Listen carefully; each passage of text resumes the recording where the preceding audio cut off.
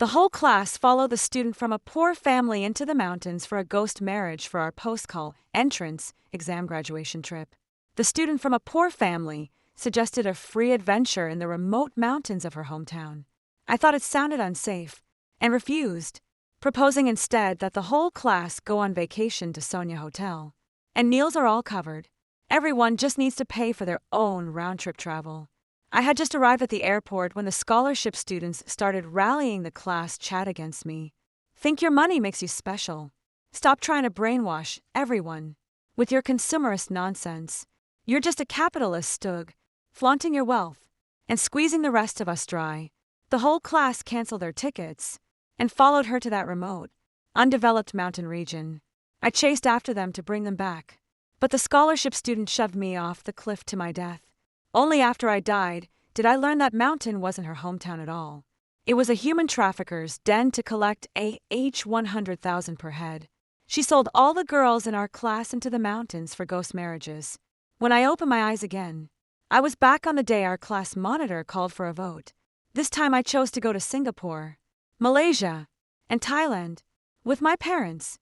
As for them, everyone has their own fate. Let them find their own way in the mountains one. My eyes snapped open, and I gasped for air. One moment I was consumed by the sheer terror of free fall, the howling wind from the cliff's edge roaring in my ears. My vision slowly sharpened into focus, staring at the lit screen in my hand. I realized I had been reborn. On the screen was the chat interface of my high school class group, where the class monitor Young How was initiating a group poll for our graduation trip. Xiao Pon's barrage of long voice messages was dominating the entire screen. I tapped on one of them, and a grating voice immediately blared out. Why go to some big city just to see crowds of people? A graduation trip should be about getting back to nature. Let's all go explore the deep mountains near my hometown. The scenery is absolutely stunning, completely pristine. And best of all, food and lodging are completely free. We villagers are the most hospitable folks around. You'll get a genuine taste of our simple, honest way of life. I guarantee it. Hearing those familiar words sent a chill down my spine. In my past life, when Xiao Pan suggested that deep mountain expedition, I was the first to voice my strong objections. Who knows what hidden dangers lurk in those unexplored ancient woods? Our entire class of several dozen students has zero wilderness survival experience. How are we supposed to handle an emergency if something happens? I made the proposal in front of the whole class. My family owns a hotel in Sonia. I can ask my parents if we can all stay for free. We just need to cover our own flight tickets for a beach vacation together. My classmates agreed. So, we all decided to go to Sonia. But then, the day before our trip, Xiao Pan took the lead in attacking me in the group chat. Sure, you think you're so great just because you have a few lousy bucks. Do you have to brainwash everyone with your consumerist nonsense? Do you look down on us poor people or something? You're just a lapdog for the capitalists using your flashy wealth to exploit and belittle us ordinary folks. I suggested we go to the mountains to connect with nature, but you just have to throw your money around. It's absolutely disgusting. Spurred on by her words, the classmates who had already packed their bags suddenly turned against me. Those classmates who usually greeted me with smiles were now all jumping on the bandwagon, hurling insults at me in the group chat. Honestly, throwing money around like that is so off-putting, as if we're desperate for her filthy cash. Pompon's right. Exploring the mountains is what gives youth meaning. Going to Sonia is just decadent. All 40-some classmates collectively dropped out of my Sonia trip, and in a grand procession followed Xiao Pan to that undeveloped mountain. I didn't want to go at all, but a few of my dorm mates actually slipped sleeping pills into my water. When I came to, I found myself already on the bus. With them, they had taken my phone too. I wanted to get off along the way, but my body felt utterly weak and limp. I need to get off. Driver, stop the bus now. I shouted in a panic. Xiao Pan walked over and slapped me hard across the face. We're all classmates hanging out together, and you're the only one trying to be difficult. Don't you realize that if you don't come, it'll ruin our high school graduation trip? The others chimed in agreement. Yeah, we agreed the whole class would be there. It would be such a shame if someone was missing from the photo. lulled by everyone's soothing words. I drifted back into a heavy sleep. I woke up a few times in between, and each time a female classmate was assigned to keep an eye on me. Sure, don't blame us, the class monitor said. No one can miss this class trip. As soon as we entered the mountains, Xiao Pan used the pretext of giving me advice to lead me away from the group. She dragged me all the way to the edge of a cliff and spoke to me in a hushed voice. Miss Xiong, cutting off someone's livelihood is a sin against heaven to a young female college student can fetch 100 grand here. Since you're so determined to ruin my plans, you'll pay for it with your life. Before I could even react, she shoved me with all her might. After I died, my spirit was trapped in those mountain woods. I saw, with my own eyes, that it was no picturesque hometown, but a den of human traffickers. The entire class of girls had been drugged. When they awoke, they found themselves chained, with iron shackles inside a foul-smelling earthen cave. Xiao Pan clutched thick stacks of cash, her smile so wide it crinkled the corners of her eyes. The class monitor confronted her. You said you just wanted help selling your village's agricultural produce. Why are you trafficking people? With a single shout, Xiao Pan summoned a few helpers from the same village who pinned the class monitor to the ground and beat him half to death. If you didn't say it like that, how could I ever convince you to help me persuade everyone? It's your own greed for money. You wanted a cut from me. Now you want to play the good guy. Too late. The trafficked girls, the pretty ones, were tortured beyond recognition, while those who showed the slightest resistance were beaten to death on the spot, dressed in bright red wedding gowns, and sold to be ghost brides for dead men in the village. The boys were sold into a black coal mine, forced to dig coal day and night. By the time they realized the free opportunity they had greedily pursued would cost them their lives, it was already too late. On the screen, Xiao Pan was still frantically spamming the chat to rally votes. The class monitor followed up by typing a line. Ponpon's suggestion is really great. Young people should definitely get out and experience nature more. Then they tagged me again. Zheng, what's your take on this? A faint smile touched my lips, knowing the class monitor and Xiao Pan were now in cahoots. I simply replied, the minority yields to the majority. I have no objections. As soon as I sent that message, the class chat fell silent for a moment.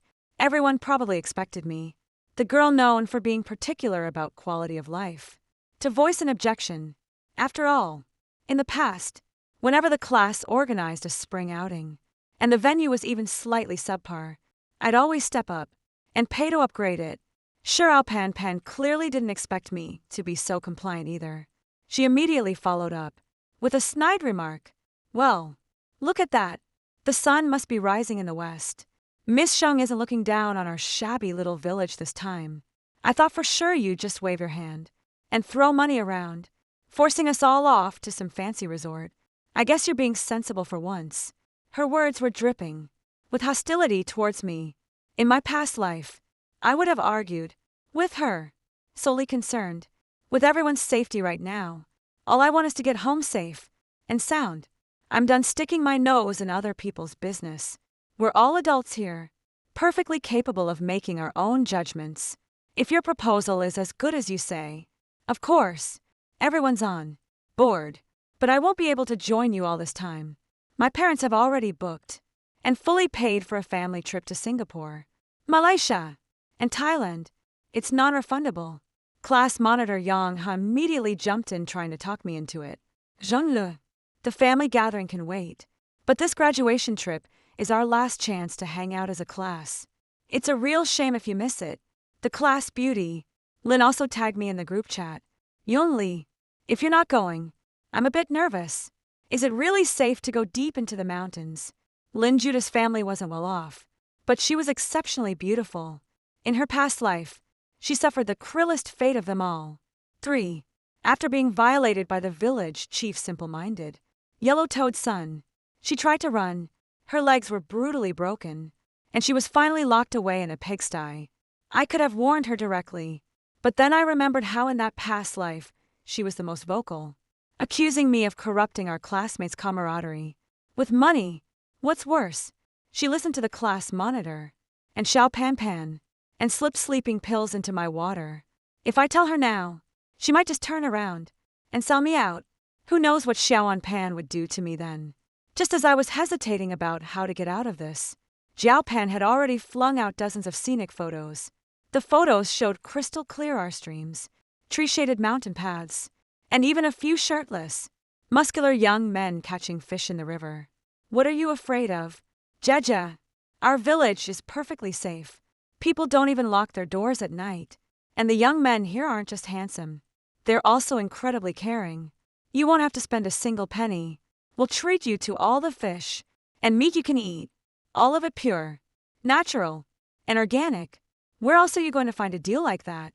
She was clearly worried her prize catch might slip away, and was trying to keep everyone on board, seizing the opportunity. I replied, I respect whatever choice everyone makes. After all, this is the whole class's graduation trip. Everyone's happiness is what matters most. As for what the class monitor said, I had absolutely no intention of responding. Seeing this, Lin Jia didn't press further. Instead, she turned to Xiao Pan Pan and asked, Bun Bun, you made it sound so wonderful. Could we try catching fish in the water? 2. Anyone got a high-quality action camera at home? Bring it along. This spot looks perfect for some great shots. Seizing the moment, Xiao Pan said she'd take care of all the camera equipment and promised to make sure everyone looked fantastic in the photos. Once that desire to get something for nothing is ignited, common sense goes completely out the window. A few guys in the class were the first to lose their patience, and they started frantically signing up one after another in the group chat. Come on, free food and lodging. Only a fool would pass that up. Plus, there are guys with abs and village heartthrobs to check out. Ladies, charge. Spurred on by the guys, the girls who had been hesitating began to let their guard down and join the growing queue for the sign-up chain. They watched as the list of names on the screen kept growing longer. I scoffed inwardly. This wasn't an application form. It was a death warrant. I closed the group chat and headed downstairs to the living room. My father was sitting on the sofa reading the newspaper. Dad, have your assistant book 3 first-class tickets to Singapore, Malaysia, and Thailand for tomorrow. The most expensive ones. Let's take a proper family vacation. In the days leading up to our departure, the class group chat was buzzing with activity. Xiao Pan had practically become the class's opinion leader, directing everyone on what to pack each day. Everyone, try to dress nicely and bring some bright dresses. The elders in our village love to see city girls all dressed up and looking pretty. No need to bring mosquito repellent. We have a special herbal remedy back home. Spray it on, and you won't get a single bite. Her every word was laced with calculation. Making the girls wear bright dresses was to make it easier for the traffickers' buyers to inspect the merchandise.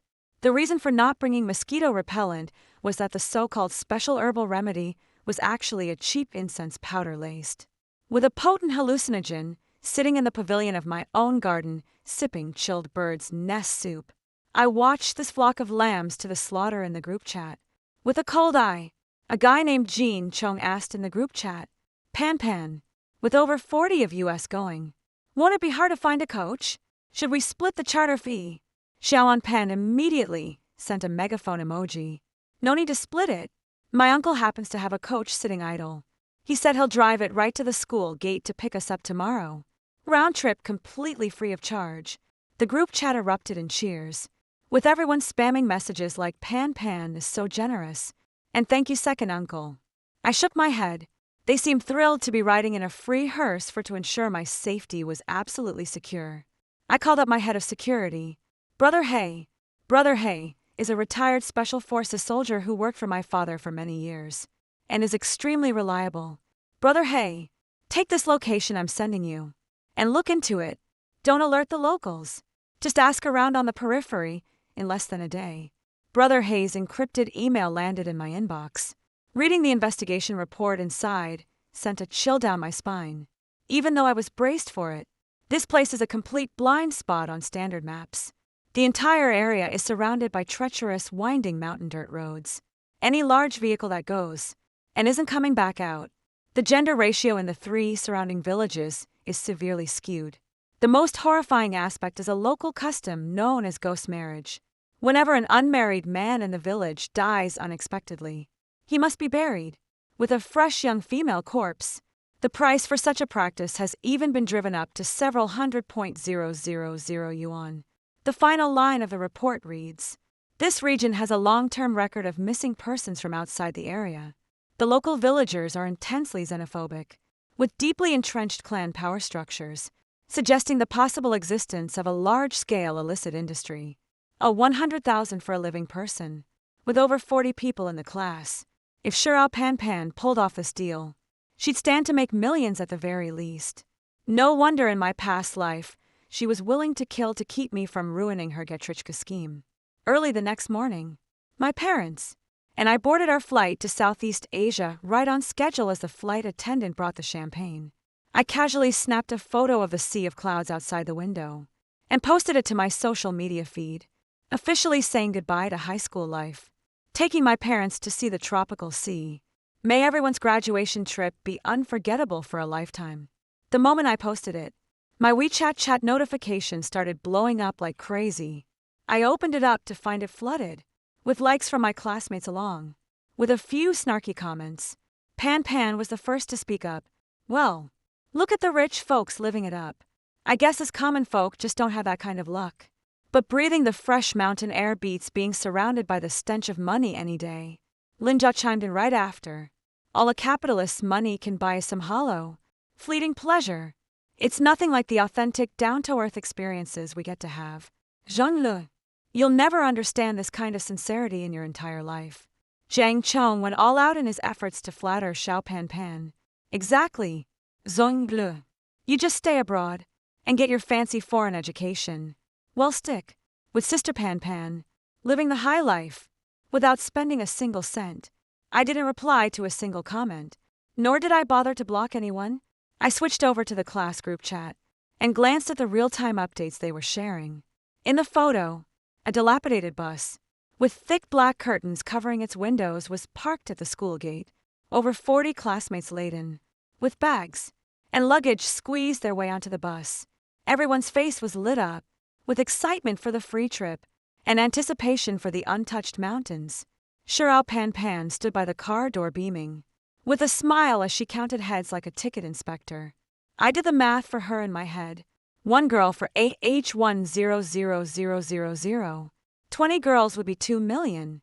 The boys, though cheaper, could still fetch 30 to 50,000 each if sold to work as forced labor in the illegal coal mines. For this free trip, Xiaoan Pan stands to pocket at least 3 million in kickbacks. No wonder she was grinning from ear to ear. After a 6-hour flight, the plane touched down smoothly. After checking into the top-tier Ocean View suite, I settled into a lounge chair on the balcony and opened the class group chat. A full 8 hours had passed since they boarded that bus. At first, the group chat was buzzing with messages. Everyone was sharing photos of the scenery along the way. Although the road was getting bumpier, no one had sensed anything unusual yet. By 3 o'clock in the afternoon, the mood began to shift. 5L sent me a video. In the video, the background was filled with the sound of the bus's undercarriage scraping against rocks. Zhang Chong was the first to complain. "This road is absolutely terrible. I feel like I'm going to be sick. It's nothing but wilderness out there. Not even a gas station in sight." Lin Jeja chimed in right away. "My phone signal has been in and out for the past hour. Now I'm down to just 1 bar. Pan, how much longer until we get there? I'm starting to get a little scared." "Yeah, the cell reception is getting worse and worse. I couldn't even send a text to my mom just now. The smell in here is awful. It's like cheap disinfectant, and it's giving me a headache." More and more students joined in, voicing their complaints. Xiao Pan immediately stood up in the center of the aisle to calm everyone down. "We're almost there. The mountain road is a bit rough. I know." Snorts. "But that's part of the charm of being out in nature. As for the smell, that's just some insect repellent powder my uncle sprinkled in the car. There are a lot of bugs up here, so it's for everyone's good. Just hang in there a little longer. Once we get to the village, I'll have my grandma kill a chicken and stew it for you all." You have to admit, Xiaoan Pan is a first-class master of persuasion. The moment they heard Kill a chicken and stew it. The classmates who had been complaining immediately fell silent again. The bus rocked and swayed, and before long, everyone was slumped in their seats, drowsy, and dozing off. It was 8 o'clock in the evening. I sipped my iced coconut drink, watching the class chat group that had fallen completely silent. Not a single person had posted a photo from their destination. 9:30 in the evening. Still no news had come, and I stopped paying attention. The next day at noon, there was finally some new activity in the group chat. Zhang Chong posted a group photo on his social media feed.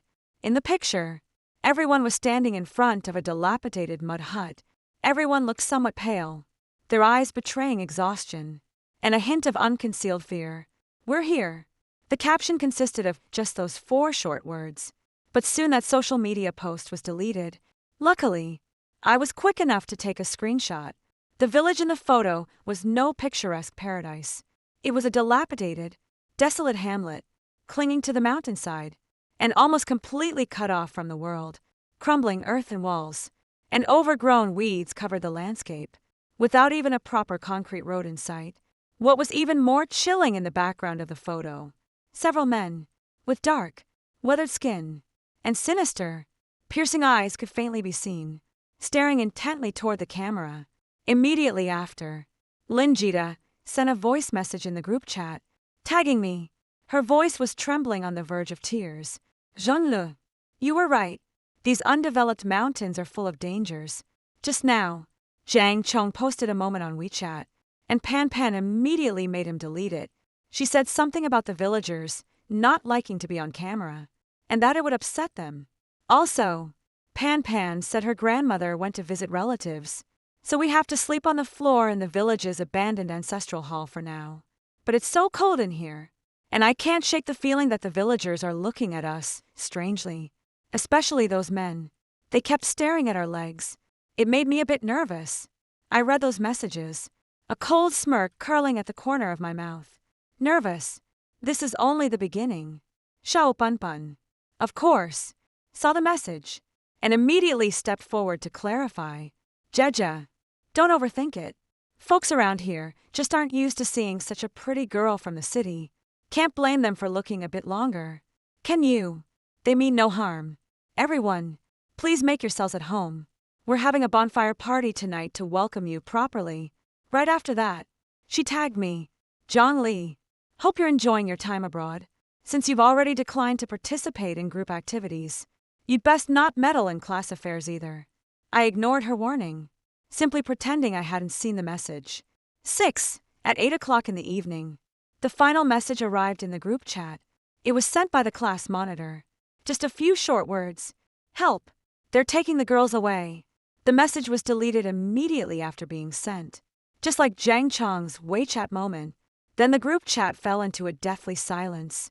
No matter how many times I refreshed, no new messages popped up, but I knew what kind of tragedy was unfolding deep in the mountains at that very moment in my past life after I died. I witnessed that scene with my own eyes. At the bonfire party, the villagers brought out what they called the specialty rice wine. The wine had been laced with a potent dose of knockout drugs from the start. Dozens of unsuspecting university students drank the rice wine, and, within 10 minutes, collapsed one after another when they finally regained consciousness. They were utterly at the mercy of their captors. The female students were stripped naked and inspected like livestock by a few village bachelors and human traffickers. Some were dragged straight into dark, dingy caves, while others had chains fastened around their necks and were hauled down into cellars. The young men were also bound hand and foot, tossed into the back of an unmarked black truck, ready to be shipped off under cover of night to even more remote black market coal pits. Meanwhile, Xiao Anpan, the mastermind behind it all, sat on the heated brick bed in the village chief's house, counting a thick stack of banknotes and sneering, "What a bunch of fools!" actually believing there's such a thing as a free lunch if it weren't for their stupidity. I wouldn't have my living expenses for the next 4 years of university sorted. My remains were retrieved by villagers from the base of a cliff dressed in red bridal clothes, and married off in a posthumous wedding to an unknown villager. At that thought, I completely lost any desire to refresh the group chat. I kept repeating to myself that I was safe now. Only then could I dispel the fear and unease in my heart. 3 days later, my trip to Singapore, Malaysia, and Thailand was drawing to a close. Just as I was lying on a beach chair enjoying the sun, I received an international call from my homeroom teacher on the other end of the line. The homeroom teacher's voice was frantic with worry. "Young Lee, where are you right now? Are you with any of your classmates?" I straightened up, my tone calm and measured. "Teacher, I'm on vacation in Singapore, Malaysia, and Thailand with my parents. Has something happened?" The homeroom teacher was on the verge of tears. "This is a major crisis. The entire class of over 40 students, including Xiaoan, has been completely out of contact for 3 whole days. All the parents are gathered at the school gate demanding answers. The principal is so frantic. He's about to jump off a building. Do you have any idea where they went?" I knew exactly what was going on, but on the surface, I pretended to be completely clueless. "They're missing. How could this happen?" All I saw in the group chat was Xiaoan saying she was taking them back to her hometown for a deep mountain adventure. I really don't know which specific mountain it was. Before they left, I warned them that the deep mountains weren't safe, but they accused me of flaunting my wealth and exploiting them. They insisted on following Xiaoan the homeroom. Teacher let out a heavy sigh over the phone. How could these kids be so foolish? Now the parents have called the police. The authorities checked Xiaoan's household registration and found out she's not from some remote mountain area at all. She's from a county town in the neighboring province. Furthermore, the police reviewed the highway surveillance footage and discovered that the bus which picked them up never headed back to her hometown. Instead, it drove deep into the vast, mountainous borderlands. That's the notorious Black Triangle, a lawless no-man's land. I'm afraid those students are in grave danger. XL, if any of your classmates reach out to you, you must notify the school immediately. 7. I agreed, without hesitation, and hung up the phone. I opened Weibo, and sure enough, the hashtag entire university class goes missing had rocketed to the top of the trending list. The entire internet was buzzing about it in the comments section as I scrolled through the flood of speculative comments below. I took the screenshots I'd saved from the class group chat a few days prior and forwarded the whole package to a major domestic media outlet. The screenshot clearly shows how Xiaoan incited everyone to go on a wilderness expedition luring classmates, with the promise of a free trip. It also captures the entire sequence. How my classmates hurled insults at me, rejected my proposal for a Sonia trip, and insisted on going to the mountains to experience life since. It's an overseas address, and I've anonymized it. There's no way the recipient can trace it back to me. In less than an hour, media outlets had processed the screenshots and published a lengthy report. Exclusive: behind the mass disappearance of an entire class lies the deadly trap of believing in free adventures. The report caused an uproar across the internet. Netizens who had previously sympathized with these university students instantly changed their stance. Oh my God, are these high school students out of their minds who in their right mind would go to some free, desolate wilderness like that? That girl Xiaoan is definitely shady. This isn't taking classmates on an adventure. It's straight up pimping them out. Seeing that girl XL try to warn them, only for them to not listen, and even accuse her of flaunting her wealth. Well, some people are just determined to walk into disaster. The day I returned to the country, the moment I stepped off the plane, my phone was bombarded with dozens of news alerts. Major breakthrough in missing college student case. Illegal border operation comes to light. Multiple female college students feared brutally victimized. I clicked on one of the reports, and the police statement read, by tracking the unlicensed bus, and, with the help of a local informant, the police finally pinpointed a hideout deep in the mountains called Old Dog Slope. The report included several blurry photos from the raid scene. I zoomed in on the photos and immediately recognized the dilapidated earth house and the collapsed ancestral hull. However, the photos no longer showed hopeful university students, but suspects being escorted out of the village by SWAT officers, and several bodies covered with white sheets. The news report alluded to the fact that some victims, due to fierce resistance or attempted escape, suffered severe physical harm, and in some cases even lost their lives. I knew all too well who was lying beneath that white sheet. In my previous life, Lin Jaja had her legs brutally broken by the village chief's son, and several other men after she tried to escape by jumping out a window. Several other girls whose spirits were unyielding and who refused to submit were beaten to death on the spot.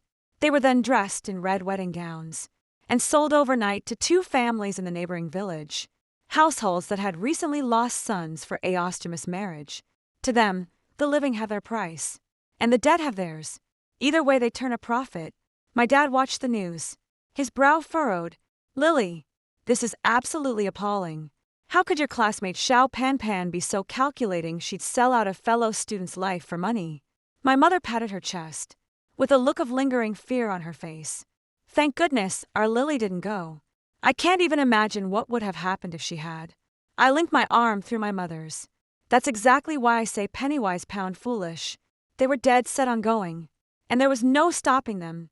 What I didn't say was, in my past life, I was the one lying beneath those white sheets. My mother fainted on the spot from crying, and my father, in his haste to drive into the mountains, got into a car accident. He was gone instantly. In this life, I'm determined to save not just myself, but my parents, too. After returning home, as expected, I received a summon call from the police station. As the sole survivor from the missing class who wasn't traveling with the group, I needed to give a statement to the police. In the police station's reception area, I encountered Lin Ja's parents. The elderly couple seemed to have aged overnight. Lin Ja's mother's eyes were red and swollen from crying, and she could barely stand upon seeing me. She rushed over and clutched my hand desperately. Leah always listens to you. How could she have gone to a place like that? Didn't you try to talk her out of it? 8. I looked at the desperate mother before me, my feelings a tangled mess. I gently withdrew my hand. Auntie, I said everything I needed to in the group chat. I warned them not to go into the undeveloped mountains. It's not safe. But Ja and the others think I'm being overly cautious. They'd rather trust Jiao Ponpon's offer of a free adventure. I'm just a student. I can't stop the whole class from making their own choice. Lin Ja's mother froze, then sank to the floor, pounding her thighs and wailing uncontrollably. It's a sin. A terrible sin. That damn Pan. She'll come to a bad. And after giving my statement, I ran into Captain Lee, the detective in charge of the case. Captain Lee looked utterly exhausted, his eyes bloodshot. He called out to me, his tone grave, Jean-Le. While the details of the case are still confidential, I can tell you the situation is even more horrific than what's been reported in the news. When we stormed that den, some of the girls had already been tortured to the point of mental breakdown. What about Pan? I calmly asked the question that concerned me most. Captain Lee sighed, a flicker of anger flashing in his eyes. Pan is a repeat offender. In fact, she's been involved in this illicit trade since her first year of high school. Her so-called impoverished student status was just a front to garner sympathy and cover up her activities as a procurer, leveraging her intimate knowledge of the terrain and the gang's inner workings.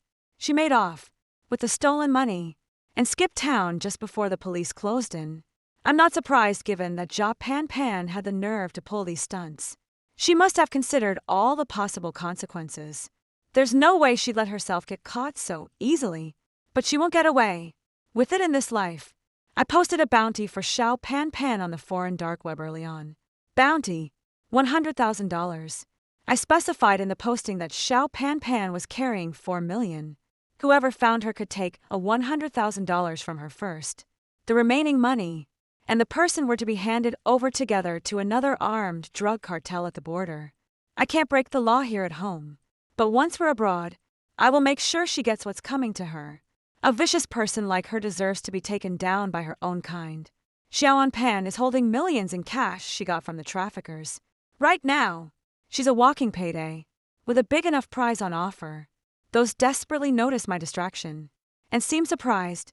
You don't seem scared or even particularly upset. I met his gaze and offered a faint smile. Captain Lee, why should I be upset?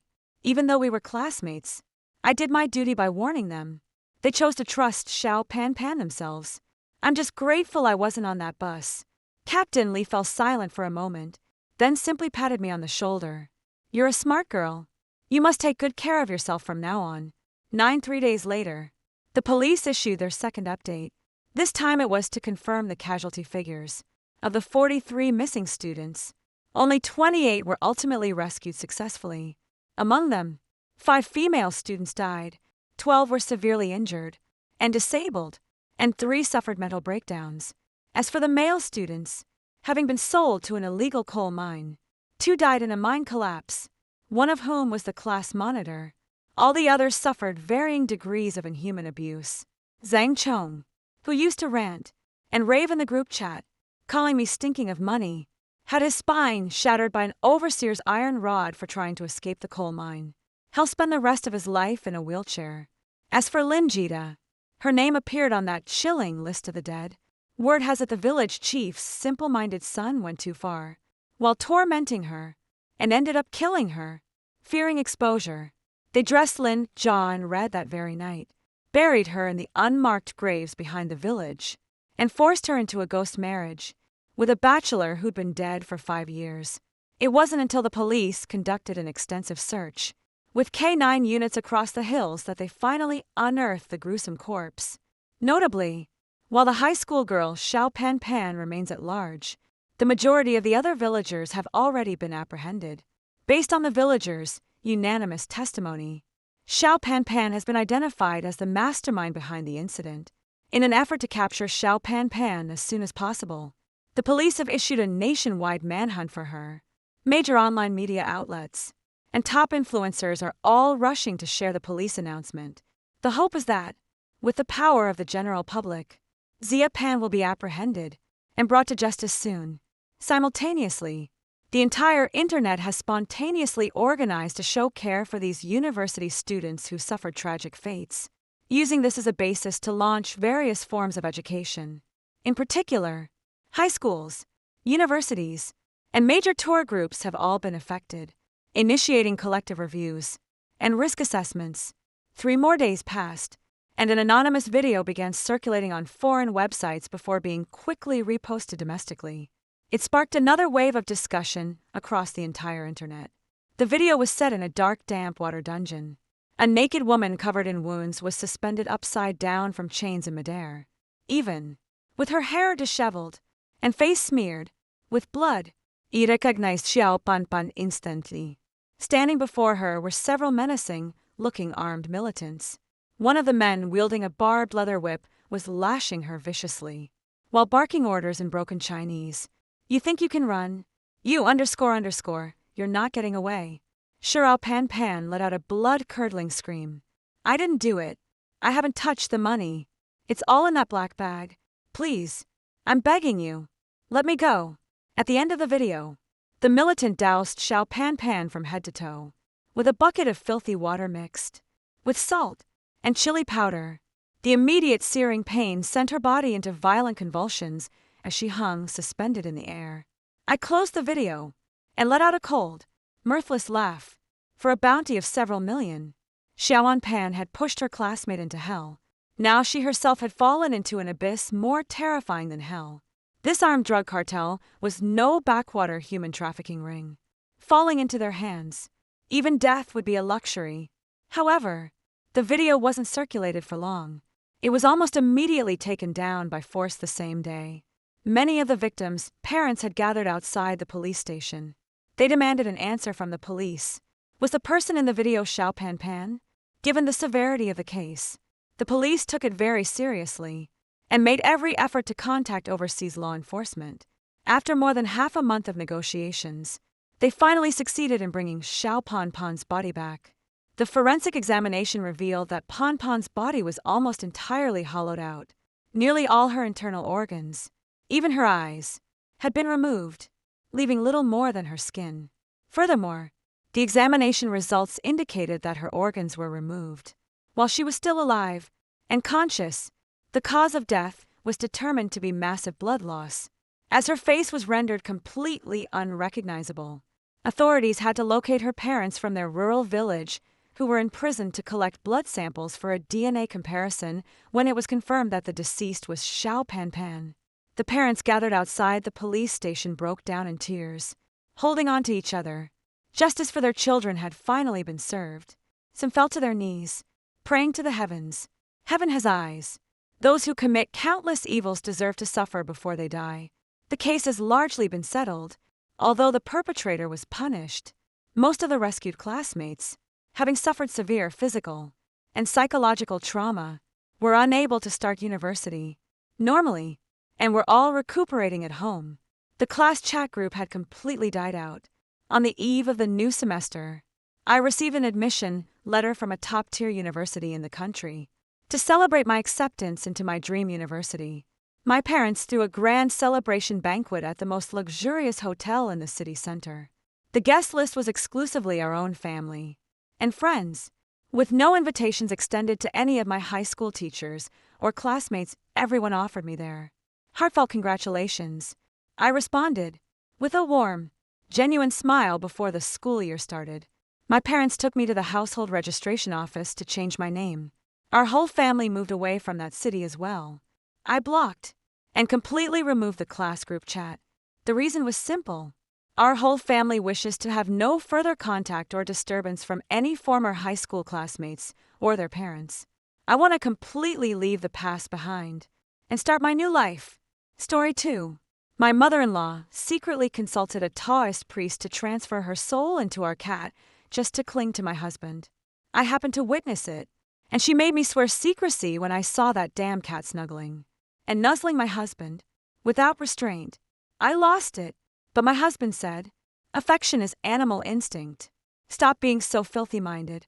I hired a Taoist priest to forcibly transform my mother-in-law back.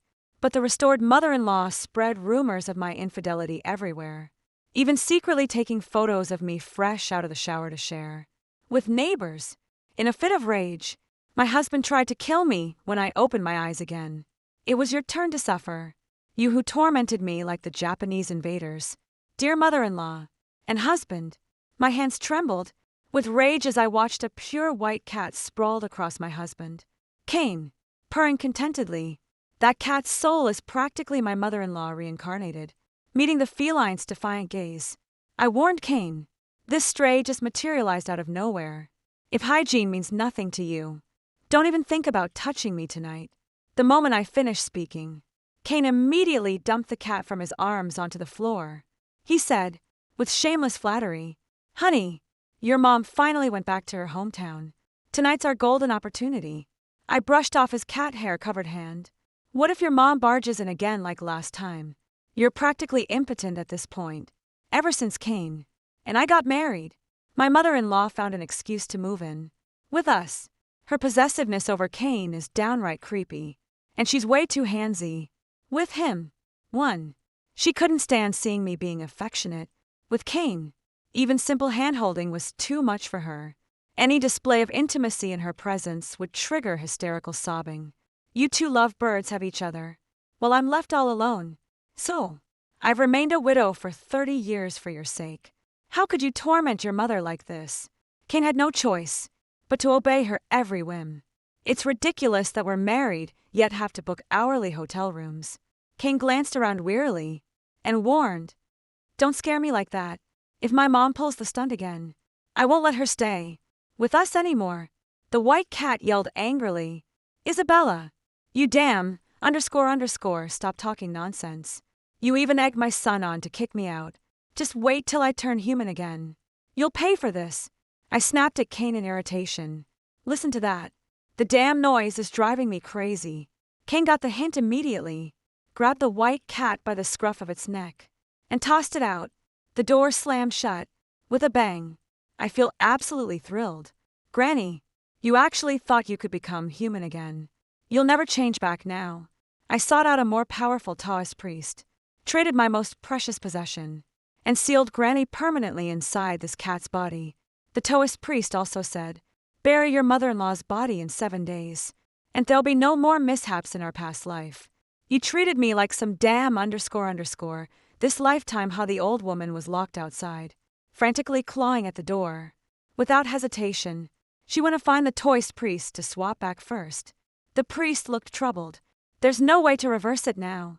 The old woman flew into a rage. Meow. Meow. You damned charlatan. How dare you trick me? I'll scratch you to death. The white cat pounced, unsheathing its claws as it lunged at the toist priest. The priest grabbed a scripture nearby and swung it at the feline. The cat plummeted straight down, landing with a thud as it crashed vertically onto the ground. Woo! Woo! You're no good, the toist priest barked. Get lost! The old woman made a remarkably graceful exit. She confronted me. You scheming little witch. This is your doing, isn't it? It's you. You saw me transfer my soul into that cat, and now you want to trap me forever. Don't you? No matter how she provoked me, I pretended not to understand her intentions. Called her a stupid __ who's just yapping nonsense. In the end, she left happily. That clueless __ really didn't suspect me. Now nothing stands in my way. Here I come, sweetheart. That evening, Kane was being particularly enthusiastic. I just couldn't get in the mood, and completely dampened his enthusiasm. I don't feel the slightest desire. When you kiss me, I feel nothing at all. Forget it. It's not worth it. Same old story every time. Feels nothing. Totally unsatisfying. Kane's face darkened like spilled ink. To protect his male ego, he pinned all the blame on his mother-in-law. It's all my mom's fault. So damn annoying. What kind of mother acts like that? She's a complete failure. No way. The white cat that had sneaked in and was crouching by the doorway heard every word clearly. I left the door open for her on purpose. Kicking her out that easily would be letting her off too lightly. Nothing cuts deeper than hearing your own beloved son roast you. Sure enough, the white cat couldn't hold back any longer. It darted inside and scrambled onto the bed. Holy crap! Scared the hell out of me. Since when did we get a cat?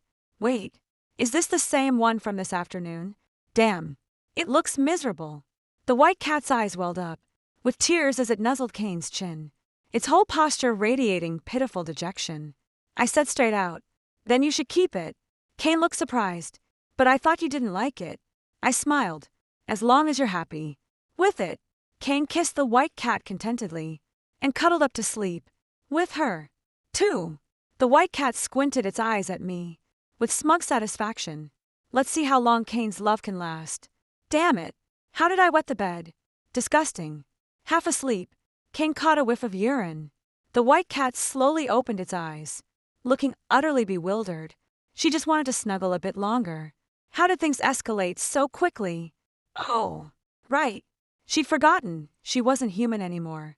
The white cat meowed pleadingly. Don't be mad. Don't be mad. The more I tried to explain, the more flustered it became. So much that a little accident happened. The stench spread. Kane sighed and told me to clean it up, but I refused. He cursed and threatened the cat. If you dare pee on the floor again, you'll clean it up yourself. How exactly would that work? We soon found out. Kane tossed the cat onto its own urine puddle, making it roll around in the mess. The fur was completely soaked. The poor kitty was on the verge of tears at the sight of that golden pile.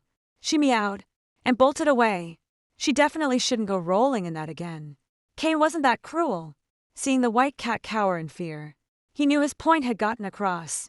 Soon enough, the two were all over each other again. Kane even made a point to show off how well trained it was. Seat, shake, roll over. Pretty impressive. Huh. I nodded. Impressive. Got anything even more impressive? Kane blushed. What are you talking about? She's just a cat. Affection is natural for animals. Stop being so dirty-minded. Whether it was my past life frustration at their clinginess or just teasing them this time around. He flew into a rage and called me disgusting.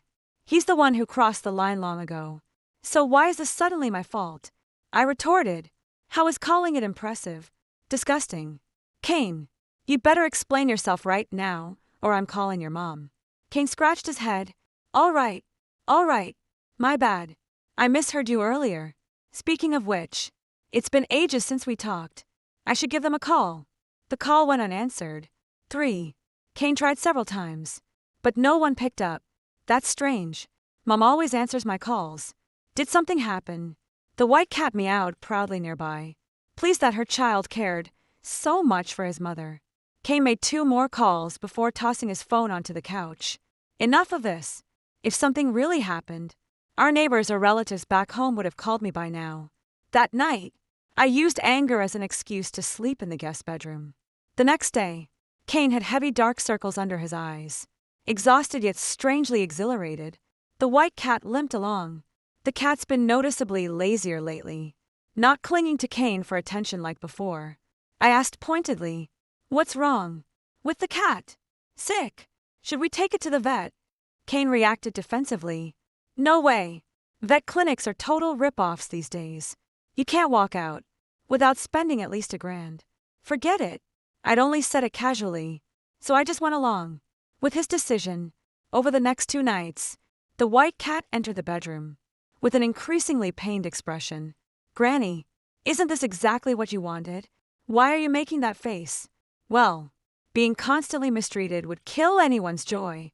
Serves you right, old hag. Did you actually think Kane was a decent person in my past life before killing me? He bought all sorts of tools just to torture me. I'll never forget the darkness lurking behind those crimson eyes of his." In less than 2 days, the white cat became completely paralyzed. Kane was being overly cautious and wouldn't let me take it to the vet when he went out gaming with his troublemaker friends over the weekend.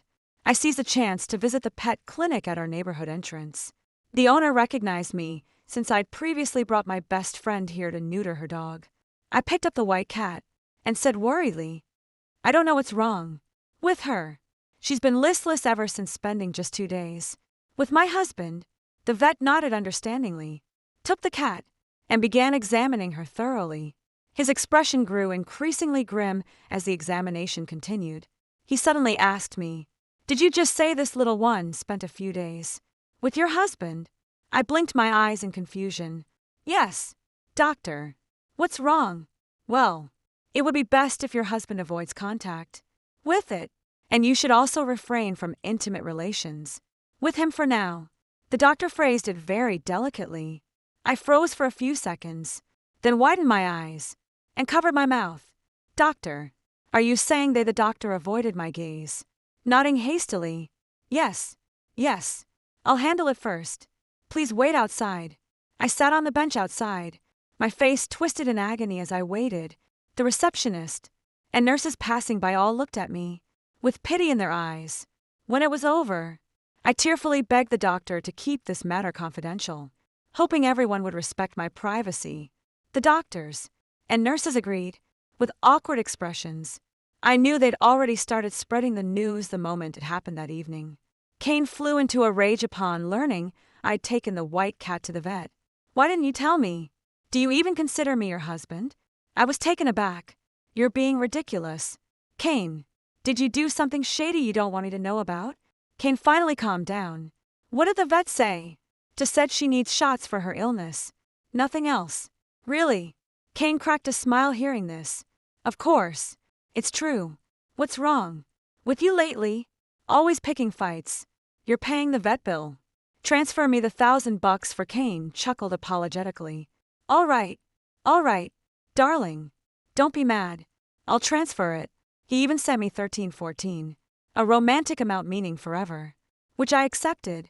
For the next 3 days, Kane carried on like nothing happened, eating and drinking as usual. He even cheerfully told me his social life had improved recently. "Everyone knows I have this gorgeous white cat. They all gather around just to chat with me now. Honestly, this is the first time in my life I felt this important. Even my wedding didn't get me this much attention." I figured the kind folks at the vet clinic must have spread the word. Kane's whole demeanor softened as he noticed the white cat meowing nonstop. He proactively took it for mating. Though visibly annoyed, the vet downstairs respected the owner's peculiar preference and arranged the white cat's breeding. Kane said, with twisted humor, "Get a few more tom cats." The vet hesitated, considered intervening, but ultimately decided against it. In her monologue, "This guy's bad news. Better steer clear," did exactly what Kane said. Then he made this ridiculous demand. "I need to watch. Doctor, are you okay?" "I'm fine," Kane said, with shameless composure. "Of course, I'm watching. How else would I know if you're pulling any shady tricks? We pay good money for this. Why shouldn't we watch?" He got his way through sheer sophistry. The old woman let out a pitiful mewl. Oh, child, you'll be the death of me. I've kept myself chaste all these years for your father. Now, when I join him in the afterlife, he'll surely scorn me for this. No, stay away. Can you come one at a time? Got to admit, this actually feels kind of good. He picked up his phone to record, grinning creepily before gleefully sharing it in the group chat. While he was filming, someone else was recording him and shared it in the group chat. Within minutes, a small crowd had gathered outside the pet hospital, all curious to see what this so-called weirdo looked like. Kane turned around and was stunned. Being adults, they quickly realized he was being gawked at. Amid the gossip, he picked up on some underlying implications. Without hesitation, he ditched even the cat and bolted. He stormed home, snatched the tablet from my hands, flung it on the bed, and growled through gritted teeth while grabbing me. This is all your goddamn fault. Why do you have to take it to the vet? Now everyone's saying I'm some creep. Me. Upstanding guy. His grip grew increasingly stronger. I desperately denied it wasn't me. I swear it wasn't me. But he'd clearly lost all reason. I stared fixedly at my phone when, just as expected, it rang. Kane glanced at the caller ID, recognized it as a relative from back home, and answered the call. What? My mom's dead. At the same moment, his hand dropped away. Damn it. I'll deal with you later. Today marks exactly the 7th day, Kane, and I drove 3 hours back to our hometown only to find Grandma's body had begun to decompose.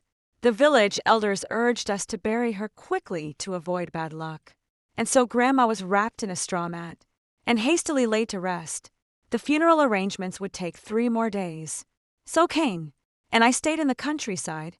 We were still at odds and slept in separate rooms that night, half asleep, while heading to the bathroom. I heard footsteps in the courtyard. Then came a terrified scream from Kane's room. Holy __ a ghost. You're not my mother. A cold sweat broke out all over my body. I saw, with my own eyes, when Grandma was buried. How could she be alive? Just then, Kane's frantic voice came from outside the door. Isabella, open up. Open the damn door. We've got __ ghost out here. I opened the door, and Kane darted inside in a flash.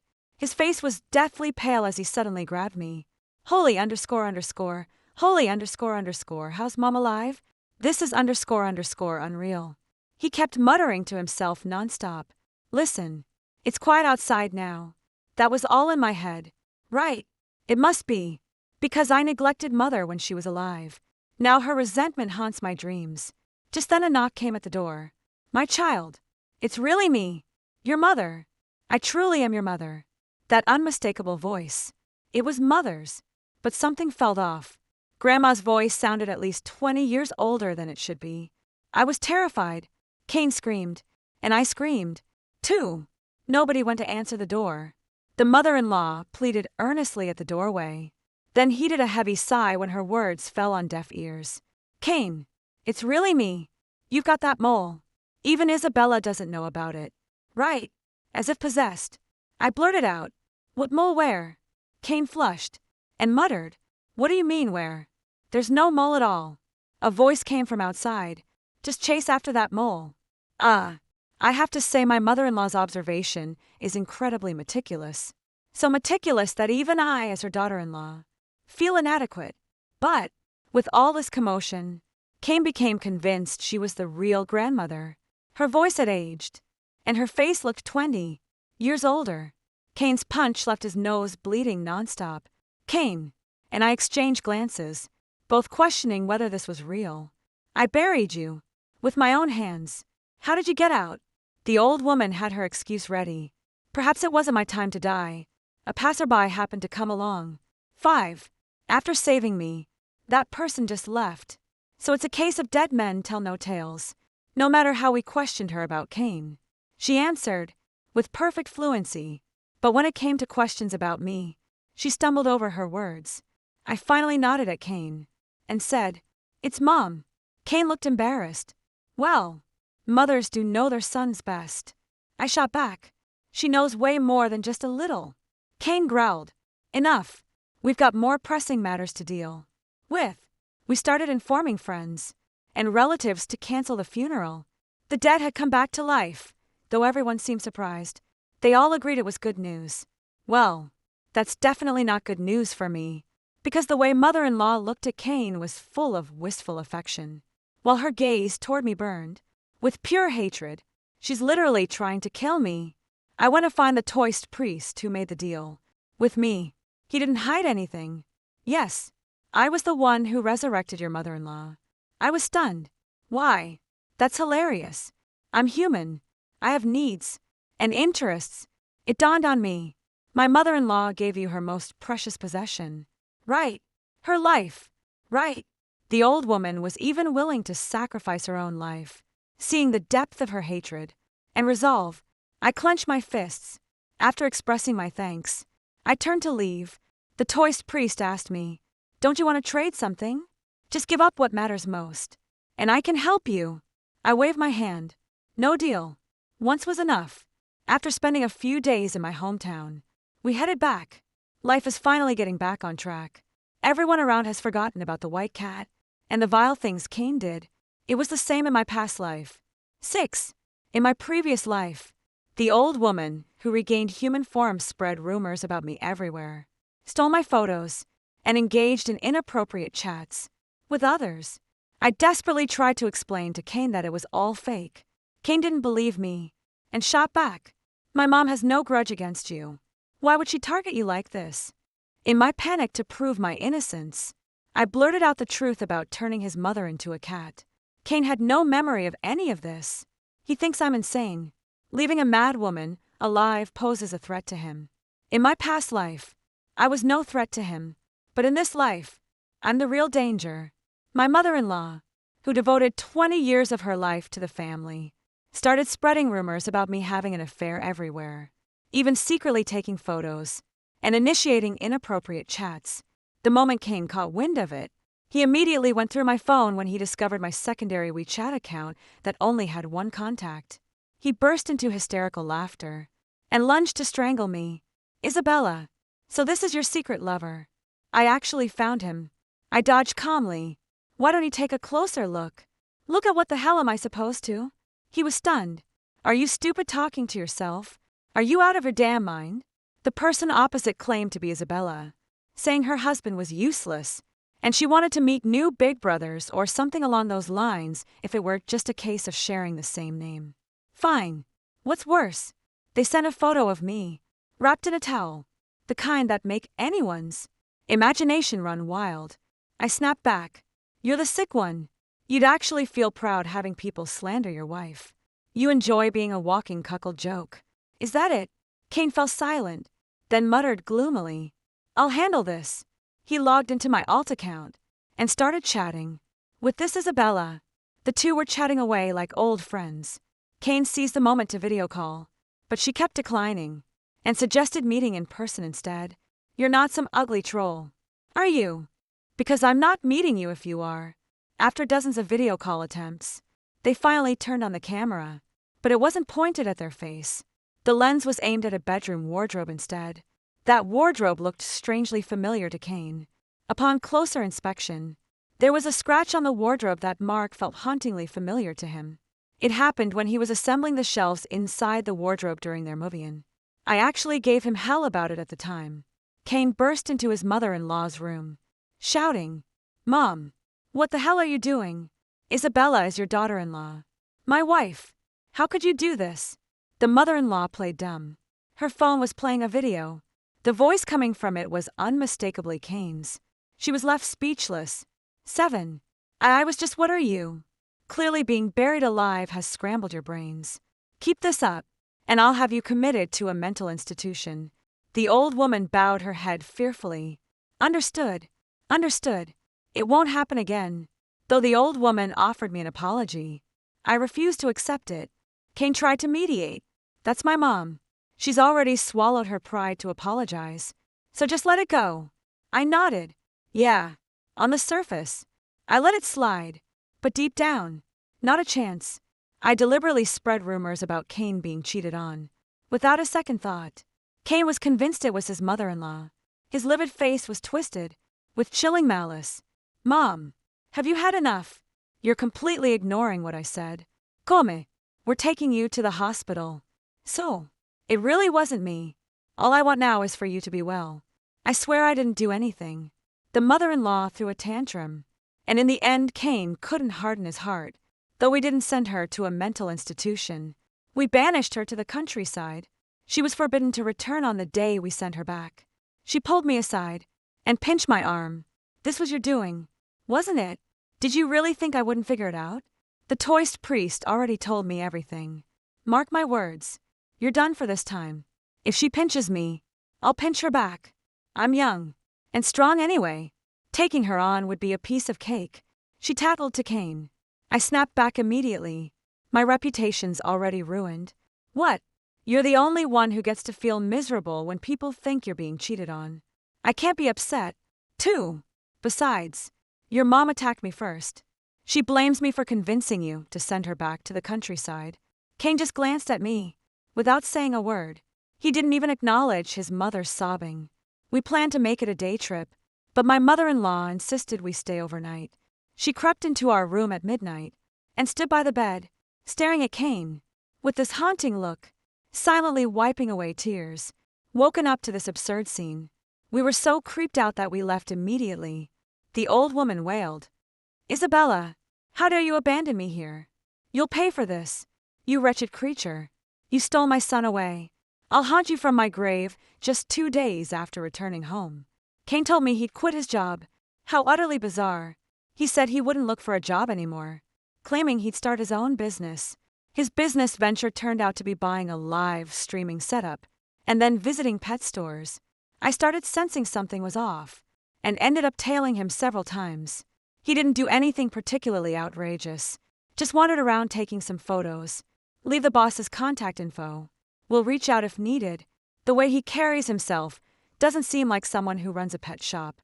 Kane started avoiding me. Even his glances were filled with disgust, just when I wanted to have a proper talk with him. He brought up divorce. Isabella, living with someone like you is utterly joyless. I'm sick of this predictable, dead-end life.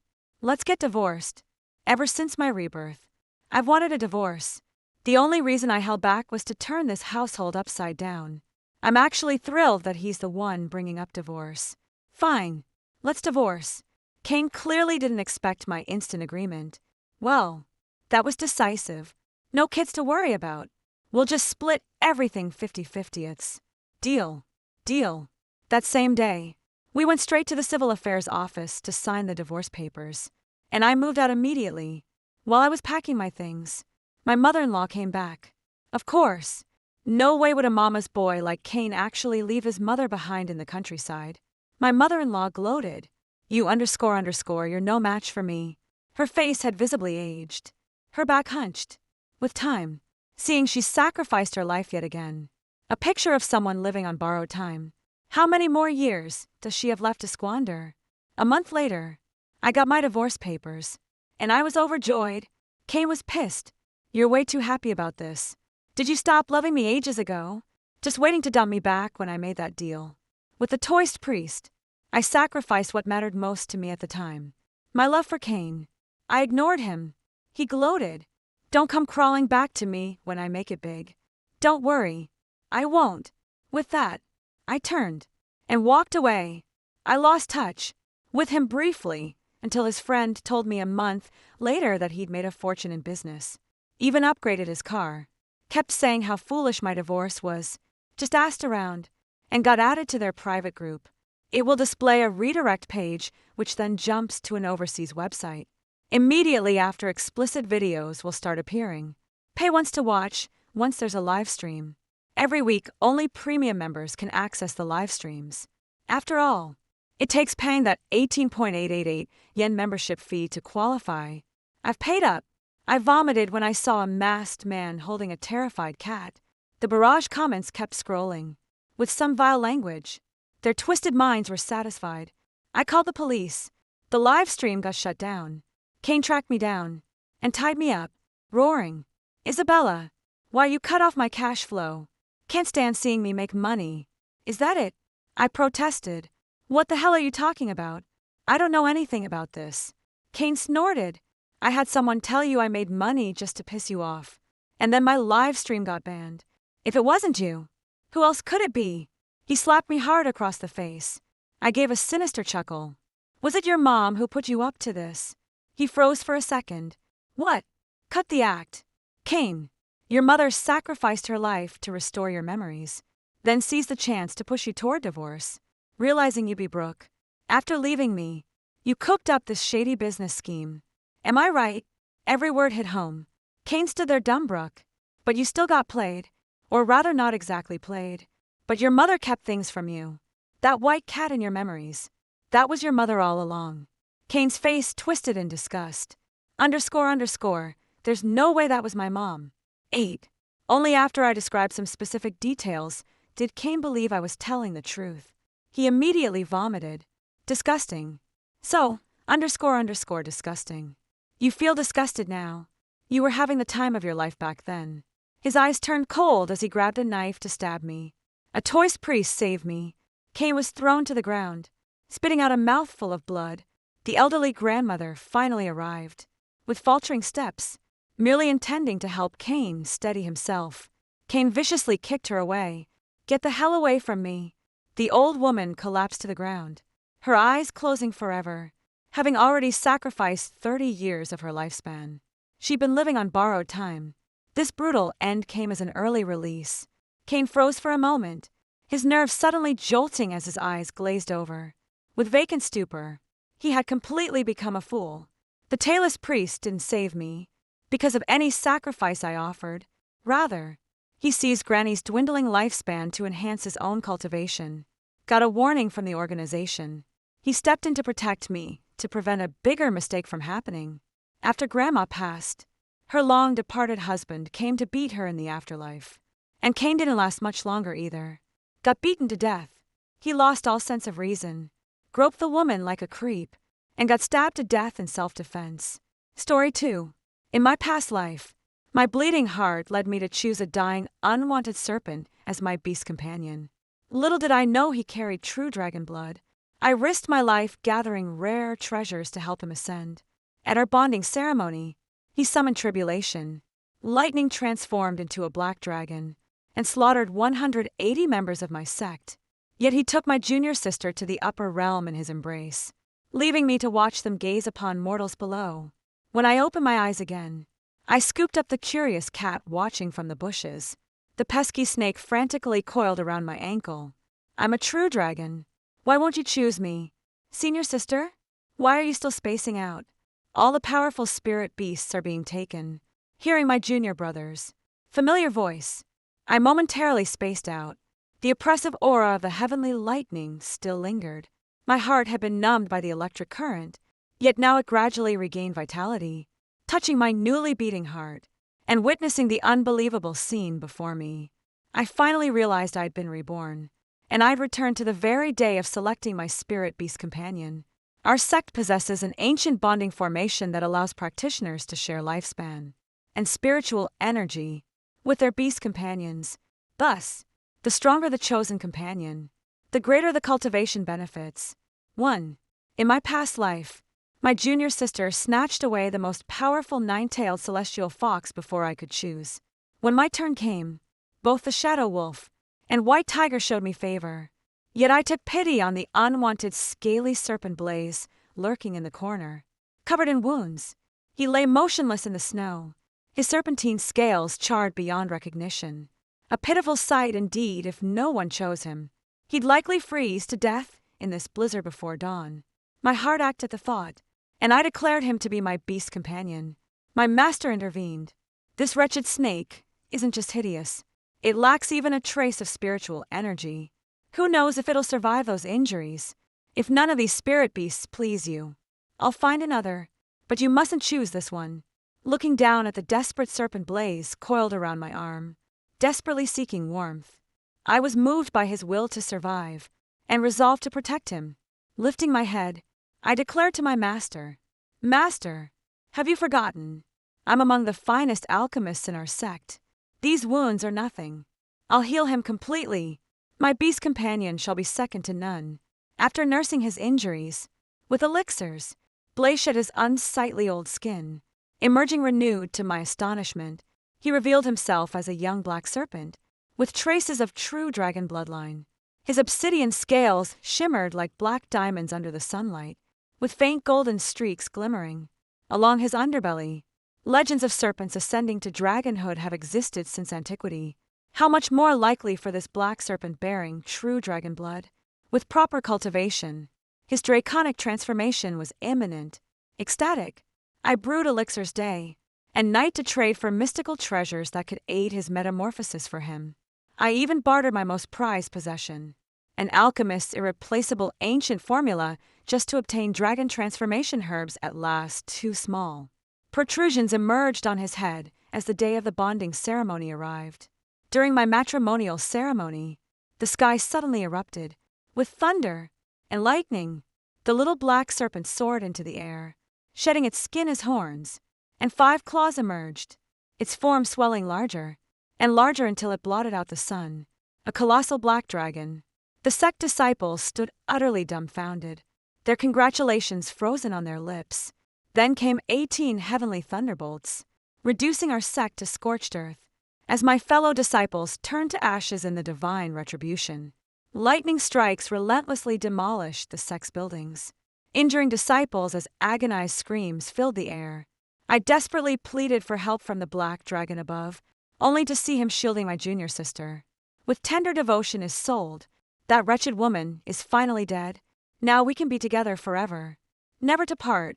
As we writhed in torment on the ground, my junior sister ascended to the higher realm, astride the dragon wearing a blissful smile.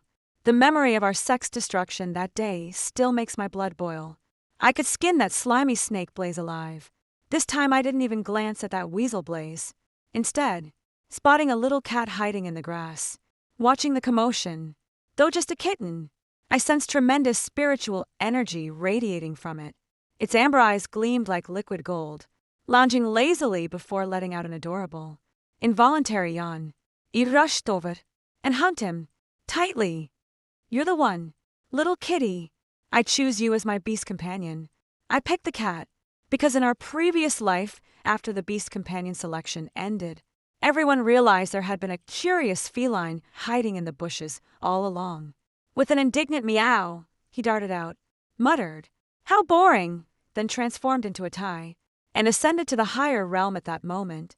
Our master and fellow disciples were filled with regret. Why hadn't they noticed him sooner and chosen him as their beast companion? Nash the Glutton is an ancient divine beast, 1,000 times mightier than any spiritual creature present. Even the black serpent that achieved dragonhood would be but a mere fledgling before him.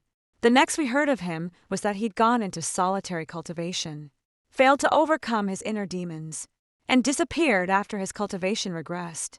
Everyone lamented his tragic fate. Given the second chance at life, I'll surely seize this opportunity with both hands. After all, I'm the woman who transformed even the rogue serpent Blaze into a true dragon. Surely, I can help Nash the Glutton conquer his inner demons. All eyes were now fixed on the little kitten cradled in my arms. The master spoke solemnly. When choosing a spirit beast, strength should be paramount. A cute cat won't put food on the table. It can't protect you. Even the youngest disciple chimed in. Senior sister, you're our sect's greatest alchemist. You must select a powerful spirit beast to guard you. Suddenly, the kitten in my arms squirmed free and transformed into its true tie form. Well, am I worthy of Lark now? The master's eyes widened in disbelief. This is Tay. Nash the Tay. How blind I was to not recognize Nash the Tay. Lark, your vision is truly sharp to have chosen the Tay at first glance. This must be fate's design. The master waved his feathered fan again. Excellent. Excellent. Lark, you must cultivate diligently in the days to come. Do not squander this heaven-sent opportunity. Seeing how genuinely happy my master was for me, my heart swelled with warmth, and tears threatened to spill. In my past life, it was all because of my foolish mercy, saving that vile, scheming snake Blaze, that our sect suffered such calamity. Our master was a man of great kindness. Every disciple in the sect had received his benevolence. Even that wretched snake Blaze, though the master would openly scorn him, secretly received bundles of burn healing herbs through my hands. Who could have imagined the black serpent's ascension would claim our master first to shield me from the lightning strikes? He embraced me tightly only to be reduced to charred remains himself, given this second chance at life. I swear to protect our sect and repay my master's sacrifice. Just then the mangy serpent Blaze, who'd been lying wounded in the snow, somehow dragged himself to my side. He coiled tightly around my ankle, hissing, "Lark, I'll become a true dragon. Why won't you choose me?" The moment I heard this, I knew he had been reborn too. Perfect. You're exactly who I've been looking for. It's time we settled our score. Fighting back nausea, I yanked that slimy snake Blaze toward me, only for him to flash a graveling smile, thinking I'd changed my mind. I knew it. "Lark, you still have feelings for me." His words made me sick to my stomach, and I flung him away like a piece of snot. He crashed heavily to the ground, blood trickling from his mouth. With a look of utter disbelief, "Lark, are you really abandoning me?" The junior disciple spat at the shameless snake Blaze. "Pa, how dare a lowlife like you covet our eldest senior sister? Go piss on a puddle and check your own hideous reflection. The choice has been made, yet you cling like the slimy serpent you are living up to your name." "Damn right, eldest senior sister, and Nash the glutton are fated soulmates. What right does a monster like you have to speak? Our eldest senior sister is the sex prodigy alchemist. Who the hell are you to even stand in her presence?" Even with the sect disciples mocking him, that shameless snake Blaze still refused to back down. "Lark, I know you're still angry, but I had no choice. Believe me, with my true dragon bloodline, we're destined to be together. Just trust me one more time in this lifetime, and I swear I'll be faithful to you till the end." I glared at him coldly. Did he really think he could fool me that easily? His words drew another round of mocking from the junior disciples. This pathetic snake dares claim dragon lineage, must be delusional. Can't even lie convincingly, rambling about past lives and eternal devotion. This serpent's truly lost it. Let's scatter. What rotten luck encountering this mad snake. Unexpectedly, the youngest disciple spoke up. "Master, if this snake truly possesses dragon bloodline, wouldn't it be a waste? Perhaps you should examine it." Stroking his beard, the master stepped forward to inspect. "Well, it does carry the true dragon's blood, might even ascend to dragonhood." How about the master's gaze swept across the junior disciples, making the little kitten on my chest let out a disgruntled mewl. I chuckled. "Relax. Even if he had true dragon bloodline, I wouldn't choose him. I already have you." Only then did he settle contentedly in my arms, nuzzling his face affectionately against my chest. I'd assumed Blay the rogue snake would end up alone this lifetime, but unexpectedly, my junior sister stepped forward. "Master, I vow to form a spiritual bond with him and help him ascend as a dragon." Hearing her junior sister's words, the nine-tailed fox spirit previously chosen by the younger disciple let out an indignant cry. "You sold. You've already chosen me. How could you pick another?" The junior sister hugged the grimy rogue snake Blaze, lowering her eyes to avoid the nine-tailed fox's gaze. "I'm sorry, but he's just too pitiful. You're a celestial nine-tailed fox, with exceptional gifts. You'll surely find a better cultivation partner. But he needs meat." The nine-tailed fox watched as the junior sister resolutely chose the slippery serpent Blaze, her eyes glistening with unshed tears. "Fine, just don't come crying with regrets later." With a piercing howl, she dashed away and vanished without a trace. The master opened his mouth to call after the departing fox spirit, but it was too late. That nine-tailed fox had been his painstakingly acquired spirit beast, the most gifted of this entire cohort, now driven away so easily by the junior sisters. Thoughtlessness. The master sighed heavily. "Is sold. You'd already chosen the nine-tailed fox. Why take this wretched Blaze instead? Our sect has never abandoned a bonded spirit beast. That good-for-nothing serpent should have been left for other disciples." The junior sister hugged the lazy snake Blaze with a displeased expression. "Master, you're so biased. When senior sister chose the gluttonous Nash, you praised her discernment and great fortune. Yet when I willingly picked this unwanted Blaze and gave up the nine-tailed fox instead of blessing my spirit beast's potential to become a dragon, you scolded my choice. What can't you stand to see me succeed? The master gaped speechlessly at such twisted logic, finally waving awkwardly. Enough. This is fate's design. Take your spirit beasts and return to your quarters. I watched her triumphant smirk, with silent derision. She'd always competed, with me since childhood, though protocol demanded the junior disciple choose last. She'd pestered our master for first pick, yet even claiming the finest nine-tailed fox couldn't satisfy her. Seeing I'd chosen the gluttonous Nash, green, with envy, he hastily abandoned the nine-tailed fox to gamble on Blaze the scaly snake, with its dragon bloodline. But can her amateurish skills really help that scaly Blaze ascend to dragonhood?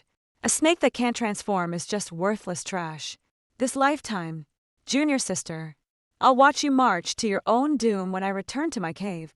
The kitten meowed and leapt off me, scampering in circles around my dwelling, leaving tufts of fur everywhere. Finally, he tugged at my clothes, begging for a hug. When I reached out to embrace him, he glared at me and huffed. You were staring so intently at that slimy snake Blaze. And junior sister earlier. Did you take a fancy to him? Regret choosing me now too. I patted his head. What nonsense are you thinking? That repulsive Blaze is downright ugly. How could he possibly compare to your adorableness? Why would I ever fancy him? I was just reflecting on how our junior sister schemes, with all her cleverness, yet never learned the tale of the farmer. And the snake, she'd better watch out before that heartless serpent bites her to death. Hearing this, he finally relaxed completely, purring contentedly. Good that you know your place. That snake might never even become a dragon, while I'm a genuine primordial divine beast. Amused by his thunder attitude, I teased him deliberately. If you're so worried, why don't we form the spiritual pact right now? To my surprise, he agreed immediately. Deal. Well, bond now. Nota que vax. In my past life, I'd chosen the cunning serpent Blaze as my spirit beast. Out of pity for his severe injuries, I never pressed for the pact, thinking the bonding ceremony would be soon enough. Yet at the ceremony, he betrayed me for my junior sister. I thought Nash, being an ancient mythical beast, would be more cautious about forming a pact. Never expected him to agree so quickly. What a delightful surprise. His paw shook my hand. Hey, why the dazed look when I snapped out of it? Nash had already drawn his heart's blood, eagerly waiting to seal our bond, moved by his sincere expression, that rare feeling of being wholeheartedly chosen. I swiftly offered a drop of my own heart's blood to merge with his. Just then, the little kitten before me suddenly transformed into human form. Completely naked, flustered, I immediately shut my eyes and crouched down, covering my head. What are you doing? How can you be naked in broad daylight? The person looked utterly innocent. But I'm a divine beast. We don't wear clothes by nature. I hastily reached out to push him away, but touched his rock-hard muscles, snatching my hand back as if burned. I stammered, No way. You absolutely must put on clothes. I grabbed my pajamas from the wardrobe and tossed them at him. At least put some pants on. He chuckled, while looking at me, picked up my pants, and immediately put them on. Still curled up in embarrassment, with my eyes shut tight, I suddenly felt the world spin as he scooped me up in a princess carry. We're formally bonded partners now. Why are you still so shy? His scorching body heat radiated against me. When I tried to push him away, he only entangled me tighter, pulling us closer. Just then, an ill-timed voice came from outside the door. Senior sister, are you there? Turned out it was my junior sister carrying that troublemaker. Blah, won the snake coming to find me. What on earth are you two doing in broad daylight? Blaze the snake raised his head angrily, glaring at us tangled together. I quickly scrambled off Nash the glutton and shoved him into the bedroom to hide. He protested indignantly. Am I really that embarrassing, or are you still hung up on that damn Blaze? I quickly soothed this jealous soul. With a body like yours, how could you just let anyone see? You're taken now. Got to maintain some propriety. No more flashing that perfect physique. Understand at my words. His cheeks flushed. The anger in those beautiful eyes melted into tender devotion. You mean that? You truly think I'm attractive? I nodded solemnly. Just stay put for now. Let me find you proper clothes first. When I stepped outside, my junior sister eyed me. With venom. How scandalous. Senior sister keeping a beast husband at home, while cavorting with strange men in broad daylight. I wonder if your gluttonous Nash would still want you if he knew. The mangy serpent Blaze in her arms glared at me with resentment. Lark, I never thought you'd stoop this low. Even if you resent me, you shouldn't gamble with your own virtue. How could you just sleep around with anyone? My junior sister smirked with smug confidence. Eldest sister, I'm sure you prefer to keep this scandal quiet. Feel my spirit beast spurns, and I won't breathe a word of this to anyone. With a bang, my bedroom door burst open. It was the gluttonous Nash. What nonsense are you spouting? Lark and I are formally bonded lawful partners now. Since when do married couples need your permission to be intimate? Tis TSK. Is your useless snake Blaze so incompetent that he can't even shape-shift or satisfy you? Is that why you're sneaking around eavesdropping on married couples? How utterly shameless. Watching Nash the gluttonous beast fiercely protect his wife was both touching and hilarious.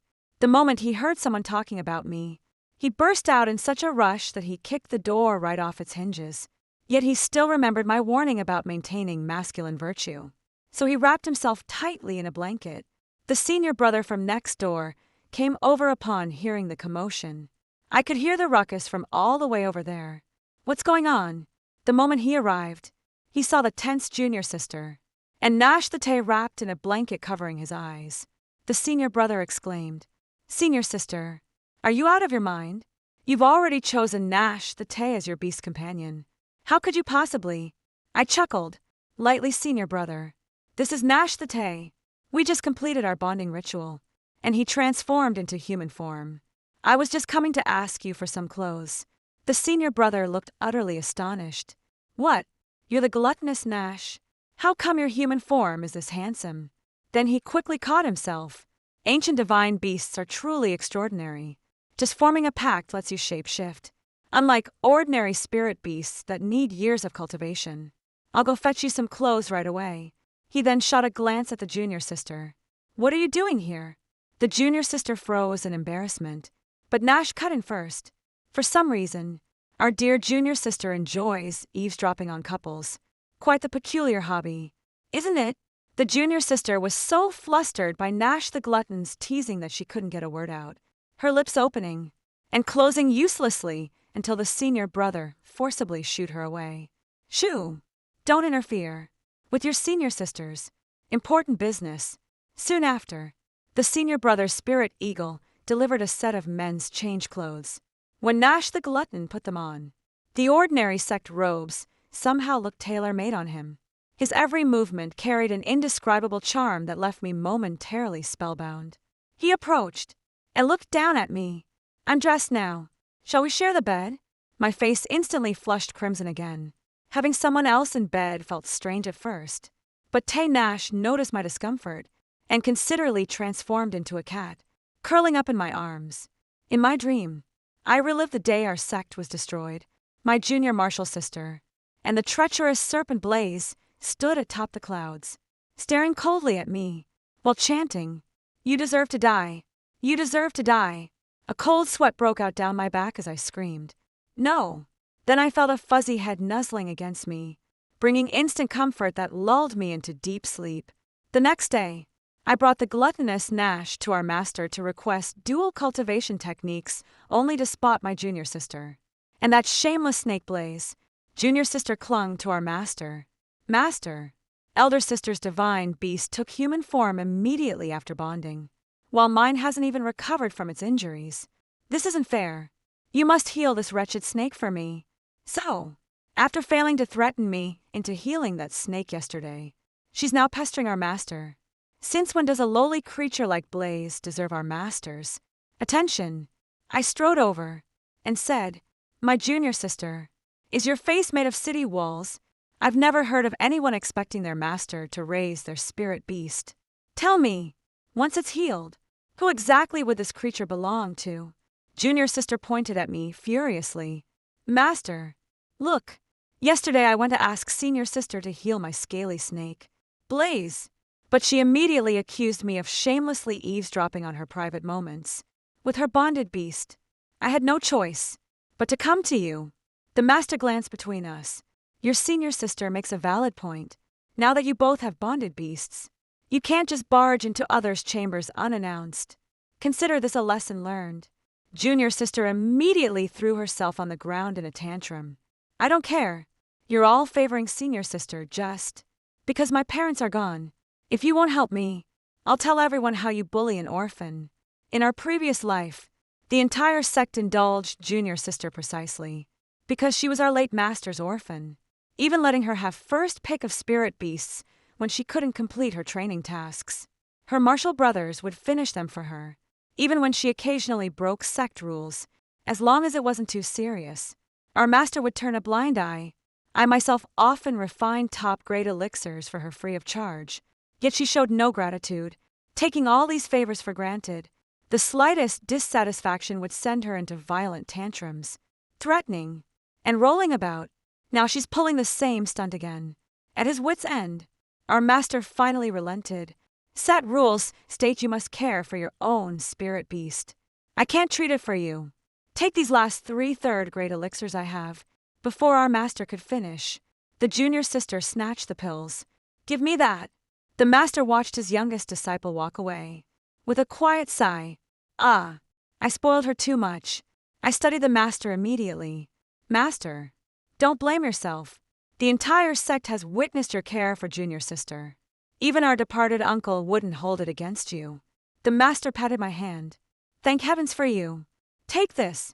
The sect's dual cultivation technique, practicing together, will greatly enhance your cultivation. The secret realm trials begin in 6 months. I trust you'll distinguish yourself then. After bidding the master farewell, I unexpectedly encountered that slippery snake Blaze at the gate. Strangely, he hadn't left. With junior sister Lark. I know you're upset. With me. But rest. Assured I'm still unbound. They say ancient masters could take 2 beast companions. If I recover, would you consider keeping me too? Is he volunteering to be the concubine? I intertwine my fingers. With Ta-Nash's, my husband stands right here. Have you no shame saying such things in his presence? The furious Ta-Nash melted at my declaration, sneering. You're not even fit to wipe my wife's feet. Wretch. Scram. Just then, my junior sister came storming back. How dare you? You shameless wench. Trying to seduce my beast companion. She lunged to strike me, but Ta-Nash intercepted her, causing her to tumble down the steps and scrape her head as the junior sister clutched her bleeding head and prepared to shriek. Nash silenced her with a spell, his eyes flashing murderously. You know I'm a savage. Not some docile creature. If you harass my mate again, don't expect mercy. He revealed his terrifying, beastly visage, bearing razor-sharp fangs. The junior sister was so terrified by Nash the glutton's overwhelming aura that she clung to Blaze the WY serpent and fled in panic. From then on, she never dared to bother me again. And Nash and I enjoyed a peaceful life together. During this time, I devoted myself to cultivation and frequently ventured into secret realms for training, acquiring many rare treasures, though I wanted to share them. With Nash, he always refused. These treasures were hard-earned by you. They're rightfully yours. What kind of man would hide behind a woman and live off her efforts? Don't worry about me. I've got my own ways to improve my cultivation, without relying on your spoils.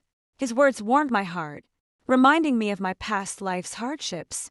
Back then, the cunning serpent Blaze was severely injured and refused to form a pact with me. He wouldn't practice cultivation techniques together either, claiming it would deplete his vital energy. Left with no choice, I had to cultivate alone, progressing far slower than my fellow disciples. 3. Once the top female disciple of our sect, I'd fallen to the very bottom of the ranks. Meanwhile, with the 9-tailed fox's assistance, my junior sister's cultivation advanced by leaps and bounds, making her the sect's new champion. But the cunning serpent Blaze retorted, Relax, I'm a spiritual beast, with true dragon lineage. Just keep me well-fed, and when I ascend to dragonhood, prosperity will follow. Don't be so short-sighted about immediate gains. Back then, I genuinely believed it was my fault for comparing myself to others.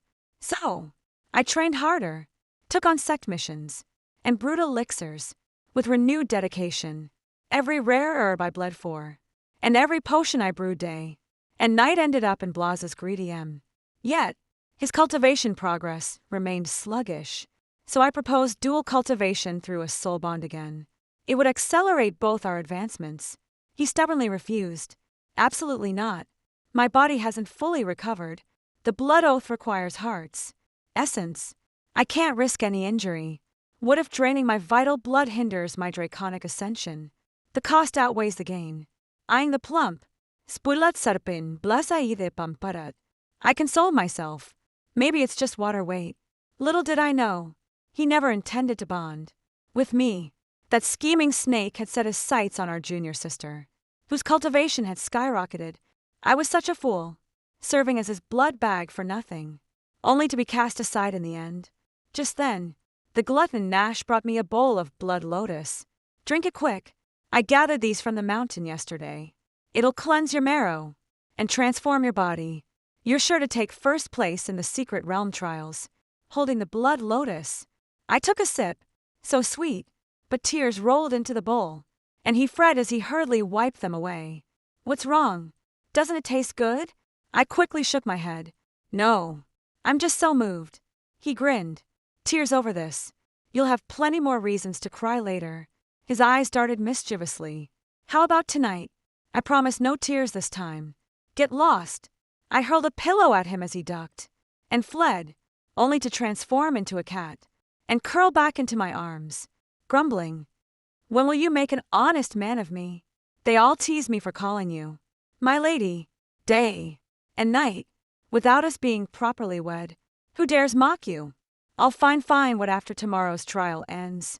I'll ask our master to officiate our wedding. He planted a joyful kiss on my cheek. I pushed his face away, finding disgust.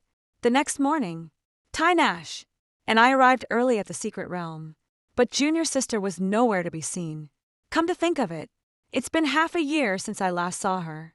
Just as my fellow disciples' voices drifted over, that junior sister insisted on betraying the nine-tailed fox to gamble on that slippery serpent blaze. Yet, she refuses to cultivate properly herself, constantly begging from this one, stealing from that one, scraping together elixirs to feed that good-for-no blaze. Rumor has it she and that wretched blaze make terrible partners, always bickering. She might be too ashamed to show her face today. Exactly. Our spirit beasts are already assisting with sect missions, while no one's even seen junior sister's familiar. Who knows what state it's in now? Whether that lazy serpent has even molted properly is anyone's guess. Just then, my junior sister arrived fashionably late, followed by a half-human, half-snake man, with partially shed snake skin grotesquely bunched around his waist. A truly revolting sight. As the serpent man approached, I recognized him as the notorious Blaze. Never in my past life had I seen him in such a wretched state. Clearly the result of some botched cultivation technique. That reckless forced transformation backfired spectacularly, leaving him in this monstrous form. Everyone couldn't help but cast strange glances at the wretched snake Blaze's bizarre appearance. Yet the junior sister remained utterly oblivious, instead brimming with smugness. Eldest senior sister, don't get cocky. You only became the sect's first shape-shifting beast master by riding on the coattails of the ancient divine beast. Ty Nash, everyone calls you a genius, but you're just lucky. Unlike you, I transformed a dying wretched snake Blaze into this half-human, half-serpent form. He's clearly on the verge of full metamorphosis. I hear Nash is about to face his heavenly tribulation. That divine beast of yours may be powerful, but who knows if he'll survive. Meanwhile, my spiritual beast might soon ascend as a dragon. When that happens, I'll be the sect's true prodigy. Don't come crawling to me for protection. Then just wait. I'll defeat you in this trial. You'll regret everything you've done to me. Hearing my junior sister's words, I turned to look at Nash the glutton. Why hadn't he told me he was about to face his heavenly tribulation? Noticing my concerned gaze, he gave me a reassuring look before pulling me into a gentle embrace. It's all right. Trust me.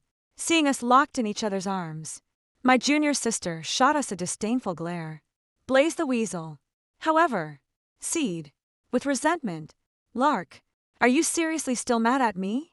You'd cling to him in public just to spite me? What will it take for you to forgive me if I win first place in the trial? And defeat this person? Would you reconsider accepting me? I rolled my eyes at that delusional pest Blaz's words. Utterly insufferable. The junior sister rushed over to pull Blaze away. Senior sister, I beg you, stop seducing my spirit beast. How can even a gluttonous tay not satisfy you? You're downright shameless. Nash couldn't stand others slandering me, revealing his true form. With a deafening roar. Some people's mouths are too foul. They need a good washing. Then a downpour fell only on junior sister's sold, drenching her meticulously styled hair, and smearing her makeup into a comical mess. Pointing at the gluttonous Nash, she shrieked, "Why you wait when we enter the secret realm. You'll see how I deal with you." The scoundrel Snake Blaze, embarrassed by the junior sister, instinctively stepped back to distance himself before scurrying to my side. Lark, I was wrong. I was bewitched when I got together with her. Only afterward did I realize no one treats me as you once did. Isolde only covets my true dragon bloodline. She never truly loved me. You're the only one who's ever treated me well. In our past life, I was blind to betray you. Believe me, I've truly changed. Though the junior sister begged to form a bond, I refused every time. Even my body remains pure. I've kept myself chaste for you. I don't mind you. And him. Let's just start over. Nash's brows furrowed into deep creases upon hearing his shameless public confession. With a sharp slap across the face, she snapped, "Let me knock some sense into you. How dare you daydream about my wife in broad daylight?" Blay had forcibly taken human form in this life. With unstable foundations, the single strike actually made him cough up blood. I can't believe our junior sister actually thought some frail spirit beast could easily defeat me. What a joke! Shielding me protectively, Nash didn't spare them another glance as we entered the secret realm first. The fellow disciples kept their distance from them, afraid of catching bad luck. Senior sister, don't stoop to junior sister's level. She's probably just green, with envy to the point of losing her mind. Exactly. Senior sister, don't let this ruin your mood. We all know your character. It's that slimy snake's fault. A toad lusting after a swan for right. We're all waiting for your wedding toast. With Brother Nash. Brother Nash. When did he get so chummy? With my Marshall brothers? Noticing my surprised look, Nash gave me a praise me glance, to which I responded with an approving smile once we entered the secret realm. Nash and I fought in perfect sync, cutting down demonic beasts left and right. Suddenly, a sinister gale swept through, darkening the skies as the demonic beasts scattered in panic. Nash shielded me. Careful! Something's off. My senior brothers rushed over, urging, "Eldest sister, demonic beasts are causing havoc. Contact the master now." I immediately sent a message to our master, while covering the retreat for my fellow disciples, as the last of my brothers disappeared into the distance. Two crimson eyes materialized in the mist ahead, accompanied by guttural growls. Soon, another pair of crimson eyes emerged behind us, hissing menacingly as the mist cleared. Those glowing red eyes belonged to none other than the nine-tailed fox we'd met before, and the half-serpent Blaze. Dark tendrils of miasma coiled around them both. They'd clearly fallen to demonic corruption, with escape routes for, and a cut-off, only Nash, and I remained trapped. Soon an enchanting chime rang out as the junior sister emerged from the mist. Eldest sister, I warned you. Once we entered this realm, you'd regret everything you've done to me. What? What have you done? She shook the bell, and the nine-tailed fox obediently lowered itself as she mounted it. Did you forget? My birth mother was the holy maiden of Miao Jiang. I never wanted to use goo magic on them, but that wretched Snake Blaze, even after following me, he kept pining for you. Useless creature couldn't even ascend to dragonhood, making me the laughingstock of the sect. So I tricked him into swallowing a gorm, turning him into a half-serpent. Now he obeys my every command when I ring this bell. What about the nine-tailed fox? He never wronged you. Why harm him? The junior sister chuckled. No particular reason. This useless snake alone might not suffice. Wouldn't it be better to have an extra puppet at my disposal? Blame his lingering affection for me. The moment I pretended to weep, he came running, Eldest senior sister. Save your pity for other spirit beasts. Soon yours will be mine. 2. After I defeat you, I'll feed it my own treasures over my dead body. Oh, let's see who's stronger then. This mystic realm suppresses spirit beast cultivation. Your gluttonous fiend may be formidable, but now it's just a foundation establishment level. Think it can beat me? Attack! Tear them to shreds. Nash shielded me behind him, and I seized the moment to whisper something in his ear. After a glance my way, he reluctantly walked away. The junior sister burst into laughter at the sight. Birds and couples fly separately when disaster strikes. Seems your precious Nash isn't so reliable after all. Too scared to fight me, so he just ran away. How does it feel to be abandoned by your beloved again?